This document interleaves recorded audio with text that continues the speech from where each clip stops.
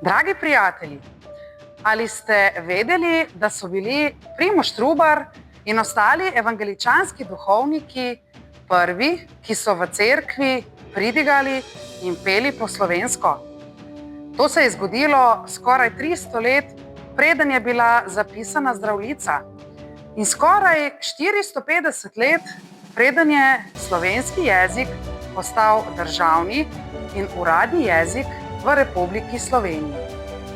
Zato vas vse toplo in prisrčno vabimo ob letošnjem prazniku reformacije, da se nam pridružite na svečani in glasbeno obarvani prireditvi Trubarjada 2025.